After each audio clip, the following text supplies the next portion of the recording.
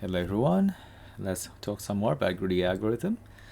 So we already talked about it a bit in a previous lecture, which was titled greedy algorithm, but now that I think about it, we probably talk more about other stuff, which is not greedy in that lecture. But anyway, you learned that greedy algorithm doesn't go to all the subproblems, hopefully, right? You have the search tree, and you only go down one path. And the way we do that is by choosing the locally optimal solution. Hopefully you remember what that means. We just choose the best case for them. Like, what is the best option right now? I'm just gonna go there, right? We don't care whether that's a global optimal solution or not. We just choose the best one. We just choose a locally optimal one. And you also learn that it may not work. Just remember the crying guy I give, like, right? There are cases where greedy algorithm doesn't work, and even in the last lecture, I kind of leave you in a cliffhanger because the rod making problem can we use greedy or can we use greedy? All right. One thing I didn't say in a previous lecture is that we're going to focus using greedy algorithm just for optimization problems. Does this mean that we can't use greedy algorithm for the other problems, the searching, counting, and decision problems? I still think we can, because whatever that we do, I think there's a chance to inject some sort of greedy heuristics in the problems. Like, it really depends on how you phrase the problem. So I'm not going to say that you can't, but for this course, we only worry about optimization problems when it comes to greedy algorithms. So I'm going to base this on the textbook again, CLRS, so chapter 16. In particular, that pages there, page 423 to 426. That's a very good read. If you find that my lecture is confusing, you don't really understand what's going on, or you want to have more supplemental reading, then give those pages a good read. Well, give those pages a read anyway. It's only like, what, 4 or 5 pages? Because I'm pretty much copying the things that they say there in this lecture, because I want to be consistent. And it's nice when you have two different point of views. Well, not two different point of views. The same point of view, like two different ways of approaching the same explanation. So obviously the textbook is going to be a lot more formal, right? I'm a lot more practical in what I do. So yeah, like, see which one's better for you and go with that. Now, in the previous lecture, we really only went through one example, the rod making example, right? And I cannot tell you that, yeah, we can use greedy algorithm, it works. But I also told you in the end that, well, sometimes it doesn't work. So which one is it? Does it work or it doesn't work? We're going to talk more about that. But just giving you some more examples of greedy algorithm, and these are the ones that actually do work. We have Prim's and cross-call algorithm for finding the minimum spanning tree. You got Dijkstra for finding the shortest path. So these are greedy algorithms, or at least they have some greedy aspect into the algorithms. You have the coin change problem, which is actually just rod making. If you remember, like in the last lecture, I keep calling the rods as coins because to me they're the same thing. It's just the same example. And then there's fractional knapsack. We're going to do that in the workshop. And Huffman encoding, which we probably going to do when we talk about string algorithms. So these are greedy algorithms. And that's kind of telling you that rod making actually does work. As in, we can use greedy algorithm for rod making. So problems where you cannot use greedy algorithm, pretty much the NP problems like knapsack, traffic salesman, minimum vertex cover. You also can't use greedy algorithm in longest common subsequence. Actually, there's a lot of problems that you can't use greedy algorithm for. It's easy. Like, just think of a problem, and you probably can say that greedy doesn't work. It's pretty easy. In particular, the shortest path problem is a nice one to illustrate why greedy algorithm doesn't work. And I already talked about this in the previous lecture.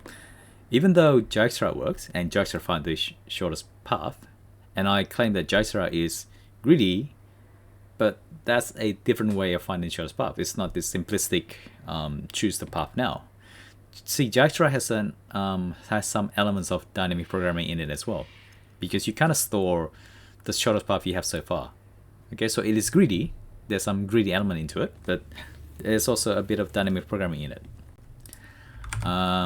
But just naive shortest path algorithm where you just choose the shortest path now, that won't work. Okay, another one that doesn't work, another problem where greedy algorithm doesn't work is the minimum vertex cover. So if you recall, minimum vertex cover means you want to choose the smallest set of vertices that will cover all the edges, meaning that from these vertices, all the edges are connected to those vertices. So the greedy approach would just be to pick the vertex that has the most number of edges connected to it, right? Well, because you want to pick the smallest set, you want to have the smallest number of vertices, it kind of makes sense that you want to choose the vertices that has the most edges connected to it. So I will pick the middle one, say, because that one has like four edges connected to it. The problem is if you do that, you have 4 more edges which are not connected, and you have to pick 4 more vertices. Let's say I pick the 4 outer ones. Okay, so that's the vertex cover, but that's not the minimum one, because if you pick the 4 middle ones, you will cover all the edges. So yeah, this is another example where greedy algorithm doesn't work. Even though it doesn't work, it's still pretty valuable. Why? Because it's fast. So even though it doesn't give you the right answer, sometimes you still use it anyway, right? Because it's so fast. And you can say, oh, I'm going to get some sort of answer. I know it's not going to be optimal, but it's good enough, right?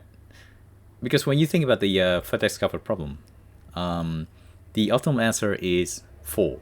The answer I gave you if I use greedy algorithm is 5. It's within 20%.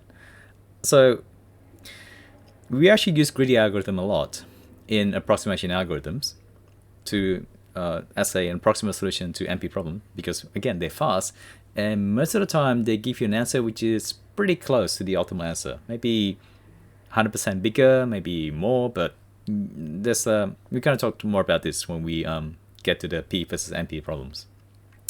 Okay, so greedy algorithm is still valuable, and even if you're not solving an NP problem, you still can run, you just do a greedy solution on a problem, and then it kind of gives you a base to work on, a base that you can improve. Like if I use greedy, this is the answer I get, right?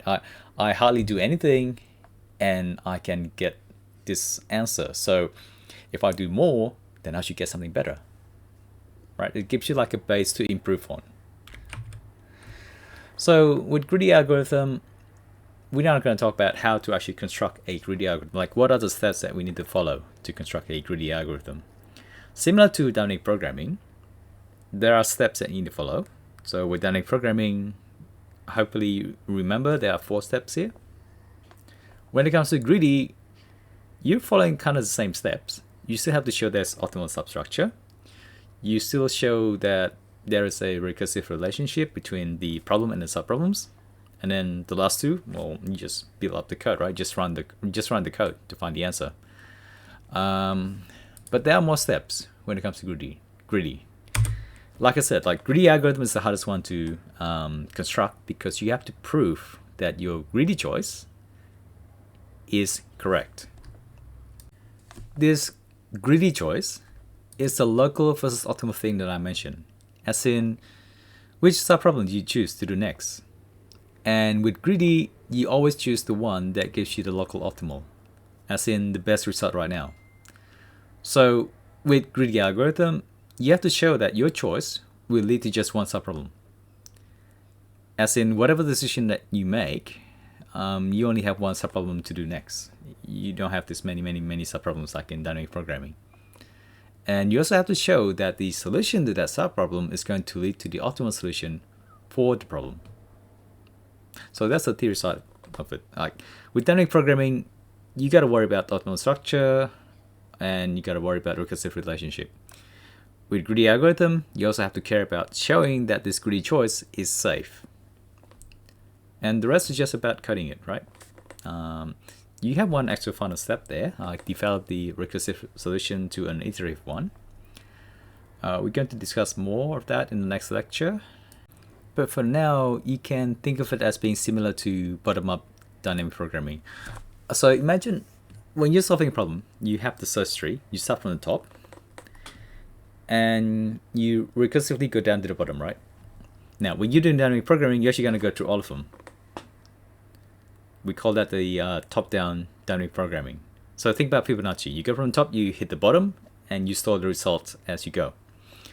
But with Fibonacci, you can also go the other way around. You can just start from the bottom right away. So when you think about greedy algorithm, you don't actually need recursion that much. So with dynamic programming, it's kind of useful to do recursion because you arrive at one function and then you have many choices. You have many subproblems. So you just recur to each one of them. With greedy algorithm, it's linear. You can start from the top, there's one choice. So you have one subproblem, and then you have one more choice, another subproblem. So instead of writing the solution recursively, if you only have one subproblem all the time, there's like a linear recursion, then you can just write a for loop. So that's pretty much the final step. I hope that makes sense, right? Again, you're doing recursion, but each recursion you just make one function call again, like to the same function. So why not just write a loop? But anyway, like I keep on saying, the code for greedy algorithms should be easy. The hard part is the theory side of it, like showing that there's an optimal substructure and showing that this greedy choice property is safe to make. Now, the biggest difference between greedy and DP, again, one more time, it's just dynamic programming is bottom up. Like even if you're in top down, you're still going bottom up. What I mean by that is you start from the top, you go all the way to the bottom, and then you collect the intermediate results. Like you store them inside some table as you go up, right? Greedy, you don't go all the way down first and then go back up. You just go all the way to the bottom and you're done. It's just top down. Why? Well, in the case of dynamic programming, imagine you go down to the bottom of the tree, then as you go back up, you have to combine solutions. You have to compare different subproblems, which ones give you the optimal one. But in the case of greedy algorithm, there is only one subproblem every time. So as you go further and further down, you can kind of like push the answer down because you know you don't need to go back up. Well, you don't really need to go back up. Yeah, well, this is probably gonna sound like abstract right now, but after you see a few greedy algorithm code, hopefully that will make sense. It's really not hard. I mean, I keep saying the code for greedy is easy. The hard part is in proving that it works. So we're just gonna concentrate on the first few steps, like up to step 4, like showing that it is safe to make a greedy choice. So again, with dynamic programming, you solve many subproblems, and you compare which one's the best one. In greedy, you don't solve all the subproblems. So in fact, if you look at the second point here, show the recursive relationship, you don't have to do that with greedy algorithm. What do I mean? Like, this is what a recursive relation look like. This one's from the rod making one from the last lecture. So I have a bunch of subproblems that I have to evaluate, and then I'll just work out what's the minimum one from all of them. I'm gonna do 1 plus the result, and from all the subproblems that I have to compare them. You don't need to do that for greedy algorithm because you know there's only one subproblem. So with greedy algorithm, you really only have to show 2 things. You have to show that it's safe to make the greedy choice that will lead to just one subproblem, and also that the problem has optimal substructure. But even this one here, even the second thing you have to show, it's the same thing that you learned from dynamic programming. You just gotta show that the optimal solution to the problem contains the optimal solution to the subproblem. It's just like formality. And if I ask you a question about greedy algorithm, I'm probably just gonna avoid asking you about the optimal substructure again, because if you know how to do that from dynamic programming, then you know optimal substructure. It's the same thing. Okay, so really with greedy, you focus on showing this relationship. You have to prove this. Okay, that's your main focus. Of course, once you've done the theory side, you still have to worry about the practical side. So you still have to run the algorithm to get the answer and do the try to write a for loop instead of a recursion. But again, that's later. That should be easy. And maybe best if we just start doing examples. The first one here is the Prim's algorithm for finding the minimum spanning tree. So I'm not sure if you've done Kruskal's algorithm as well. That was probably in this script math 237. It's simple as well. I don't think it's hard, but I know for sure that you have done Prim's algorithm in COM225. So that's the one I'm going to go through now. Just quickly, just very quickly, because again, it's very simple. You want to create the minimum spanning tree. So you start with one node, and you just keep on picking the edge with the cheapest weight. So if I start with the orange node here, the next one is the next edge that I pick is going to be 2, because that's the cheapest one. I pick the second one, which is 2 as well. The next one is going to be the one that weighs 3, and then pick the one that weighs 1, I guess. And I can pick this one, which weighs 3, and pick one of those edges that weigh 4. Doesn't matter which one. And there you got the answer. That's the minimum spanning tree. So it's a very simple algorithm, and hopefully you can see that that's just greedy, right? Just greedy algorithm, because I keep on picking the edge with the lowest weight. Now let's talk about the first two things that we have to show. Let's show that the greedy choice is safe to make, and talk about the optimal substructure. I'm not going to worry about the code because, well, you've done this code. In fact, I think if you wrote this code back in COM225 or COM2010, you would have done the iterative version, right? I don't think you would have done this using recursion. I think we jumped straight to the for loop version one. All right, so anyway, let's show that the greedy choice is safe to make. All right, I'm going to claim that if I choose the cheapest edge all the time, like the cheapest edge which is connected to the tree, and of course I can't make a cycle, I claim that this is always the right choice.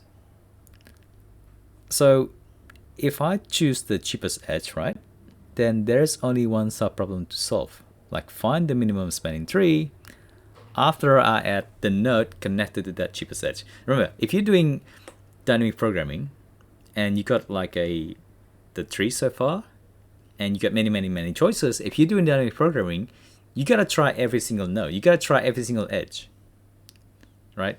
So you will end up with many subproblems, because every single edge that you choose, you may add a different node into your current tree, which means that your next problem is going to be make the spanning tree with all the remaining nodes. So of course, like if you choose a different edge, you will have the different remaining nodes. Okay, so many subproblems.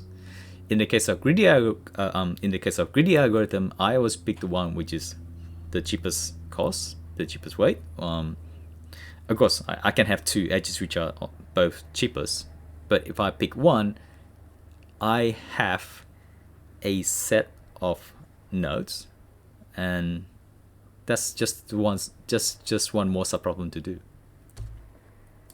I mean, if I have two different edges with the same weight, then I can do something arbitrary, like choose the node alphabetically, for example. So it doesn't really matter. What matters is that if I choose the cheapest edge, then my next subproblem is finding the minimum spanning tree, and I have to connect all the remaining nodes. And there's always just this one subproblem every time. Okay. Again, compare that to dynamic programming. So, yeah, hopefully that makes sense. All right, so good.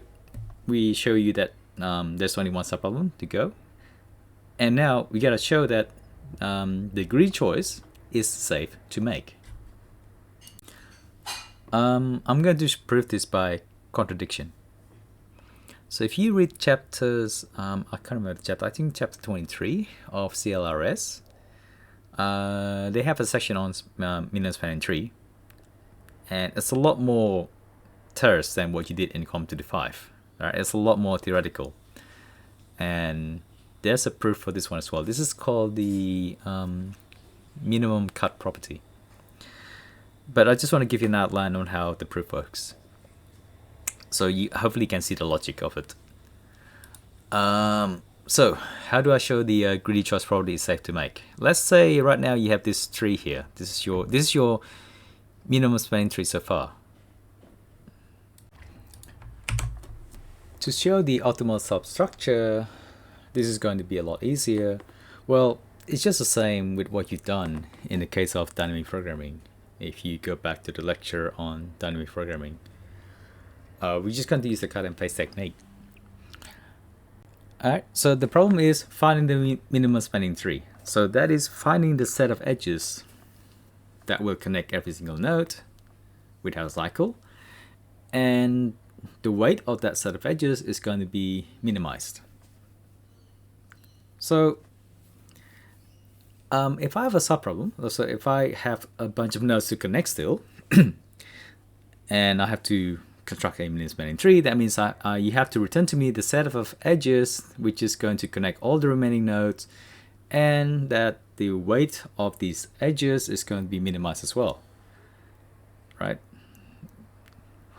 And I claim that, well, if you do not do that, if you give me a set, like if the solution to the subproblem is unoptimal, so the set of the edges that you give me, doesn't have the lowest total weight, that means you can give me another set of edges that will also connect every single node, but with a low weight. So I can make a better minimum spanning tree, which is a contradiction. So if I do have a minimum spanning tree, then the solution to the subproblem of like finding the set of edges that will connect everything else will also be optimal. I hope that's okay. It's just always the same every time. We just keep on doing this, like if my solution is optimal, then the solution to the subproblem must be optimal as well. Otherwise I get a contradiction. It's just the same argument again.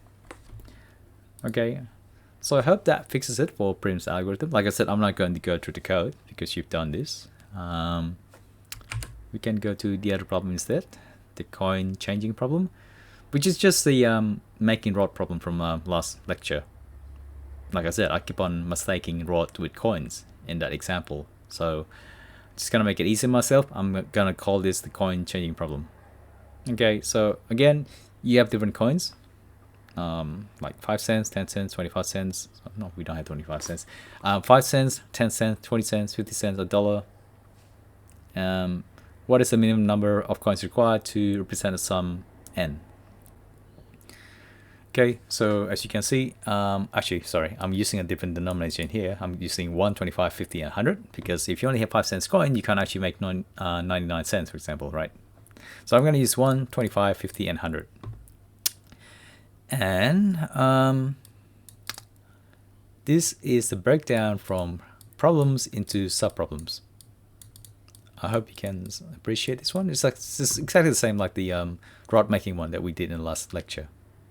And we have the same recursive relationship as well here. So I think this one is pretty easy to understand because you do this in real life, right? You have a bunch of coins and you want to make a sum. You want to pick the least number of coins. How would you do it? How would you prove that if you pick the largest denomination, then you will get the optimal answer? Alright, here's how I do it. The greedy choice. If the sum that you're trying to make is between CL and CL plus 1. Let's say you want to make 44, right? 44 is between 25 and 50. So you should pick 25. You should pick the next smallest. Unless your sum is actually the equal to the largest denomination, like 100, then you just pick 100. Okay. But if at any point, if you're between, if your value is less than a denomination, then you pick the next biggest denomination. If your value is less than 99, sorry, if your value is less than 100, you pick 50. If your value is less than 50, you pick 25. If your value is less than 25, you pick 1. That's the greedy strategy. And why does this work? Okay, again, proof by contradiction. Let's say that you don't take CL or you don't take CK. Let's say that you want to make 100, or you want to make more than 100, and you choose not to take the 100 coin. Then you have to replace it with 250s, right?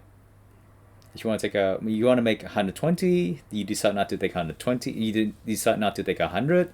Then instead of like having one coin worth 100, you have to use 2 coins worth 50. So that's more coins. If n is between 50 and 100, if you do not take 50, then you have to replace that 50 with 2 25s. Again, come on going. If n is between 25 and 50, and you don't take 25, then you got to replace 25 with 25 ones. So instead of having one coin, you have to take 25 coins. In all cases, I showed you that if you don't take the best coin, as in you don't take the coin with the highest denomination, you will always end up with a worse solution. In all cases, you don't take 100, you don't take 50, you don't take 25, you're going to come up with something worse. Which shows you that the greedy choice is the best optimal choice. Right? So why is the proof so long and so specific? We have the case of C equal to 1, 25, 50, 100. So why can't you write the proof in terms of just C1, C2, C3, and Cn? Like, shouldn't it work for anything? And by the way, I'm not going to talk about optimal substructure. That's probably going to take too much time, and it's the same cut and paste argument anyway. So yeah, I'm going to skip that part. We're just going to concentrate on the greedy choice. All right. So again, why can't I give a general proof that works for every set of C? Well, I hope you can kind of see that from the previous lecture, I showed you that this doesn't always work. Now, look at this C in here. You got 1, 7, 10, and 20. I want you to find the optimal answer, find the lowest number of coins using the greedy algorithm for 22. Do it again for 15, do it again for 14. All right, for 22, you're going to pick 20, and then you're going to pick 1 and 1. So that is optimal, right? Because if you don't pick 20, you got to pick 10. And when you pick 10, you're going to do it twice, then you're going to pick 1 and 1. So you end up with 4 coins instead of 3 coins. So it works in 22. But with 15, if I pick 10, I will end up with 6 coins because I have 10, 1, 1, 1, 1, 1. If I pick 7, I'll end up with 3 coins because I have 7, 7, and then 1. Same thing with 14. It's even worse, right? Because I can just do 7 plus 7 equal to 14 as opposed to 10 plus 1 plus 1 plus 1 plus 1, 5 coins. So the moral of the story here is you don't always have the greedy choice property in this problem. In fact, this problem will only have the greedy choice property if the C's, the C1, C2, C3, and so on, if they follow a certain pattern. So that is something that you have to be careful about when using the greedy algorithm, in that you can have the same problem, but with different input, and the different input doesn't allow you to use greedy algorithm. And you saw it here. It will work with 1, 25, 50, and 100. Will it work with your Australian coin denominations? So like if you have like 5, 10, 20, 50, 100, will it work? yeah, you will see that actually does work. Just give it a try. Like put those values and try to write this kind of proof. Can you do it or not? And then try to use these values, right, 1, 7, 10, 20, and see if you can construct the same arguments. You will find that you're not able to. And there's a reason behind it, because like it won't work for all n. Alright, so maybe this is something we can do in the workshop. Well, you can ask me about this more in the workshop if this doesn't make sense. But for now, at least, you've seen 2 different examples of us constructing a greedy algorithm. And in both cases, we showed the greedy choice property is okay to make. As in, you're allowed to make the greedy choice. It will result in an optimal answer. And you saw the proof of that. So really, when it comes to greedy algorithm, this is the big thing. You have to show that it's safe to make the greedy choice, and also that the greedy choice will lead to just one subproblem. That's the main thing. Because optimal substructure, you've done it before in dynamic programming. It's the same thing. Alright? I'm probably not going to assess you about optimal substructure when it comes to greedy algorithm. And then finding the valid optimal solution, that's just you running the code. Right, same thing with the last one. Right, make a for loop instead of making recursion. That's the code as well, and generally they're easy to do. So really, only one thing you have to care about in greedy algorithm is showing that it's safe to make the greedy choice. Okay, all right. I think that's it for this lecture. I'm planning to make one more video where I'm gonna talk about the example of activity solutions. So yeah, I'll see you in that one.